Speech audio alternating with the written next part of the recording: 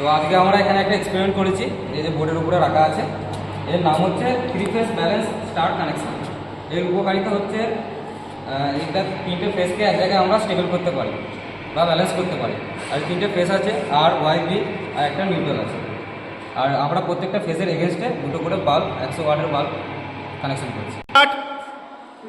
এখানে কানেকশন চলে এসছে। এবার আমরা এখানে ফেজ কারেন্টটা মাপবো। এটা হচ্ছে আর ফেজের কারেন্ট মাপলাম। এখান থেকে কারেন্ট পাচ্ছি আমরা 1 অ্যাম্পিয়ার।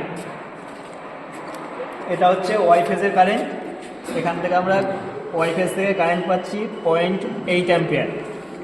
আর এটা হচ্ছে বি ফেজের কারেন্ট। এখান থেকে আমরা এই ফেজ থেকে কারেন্টটা পাচ্ছি 0.9 অ্যাম্পিয়ার। এবার স্টার কানেকশানের ফেজ কারেন্ট যা হয়, লাইন কারেন্টও সেম হয়। এবার আমরা প্রত্যেকটা কানেকশানের ভোল্টেজ মাপবো।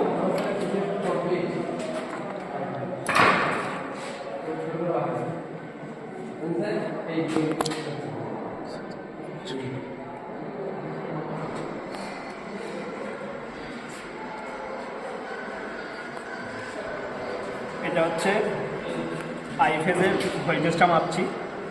এটা আমরা আই ফেজে একটা দিলাম ফেজে, আর একটা দিলাম নিউট্রালে। এখানে ভোল্টেজটা আসছে 234 ভোল্ট। এখানে ওয়াই ফেজে একটা দিলাম ফেজে, আর একটা দিলাম নিউট্রালে। এখান থেকে আমরা ভ্যালুটা পাচ্ছি 233 ভোল্ট। আর আরেকটা দিলাম আমরা বি ফেজে, আরেকটা দিলাম নিউট্রালে। এখান থেকে ভোল্টেজটা পাচ্ছি 233 ভোল্ট।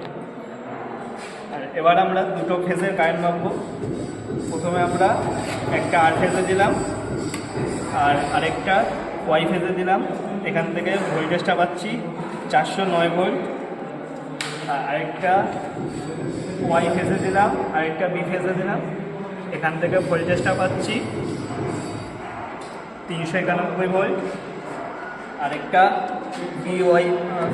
বিআরে দিলাম। এখান থেকে ভোল্টেজটা পাচ্ছি 409 ভোল্ট। তার ভোল্টেজে আমরা যে ফেজ ভোল্টেজটা পেলাম, ওটার সাথে √3 গুণ করলে আমরা সবসময় লাইন ভোল্টেজটা পাবো। এভাবে বোঝা যাবে যে ফেজ ভোল্টেজের সাথে লাইন ভোল্টেজটা ঠিক আছে কিনা।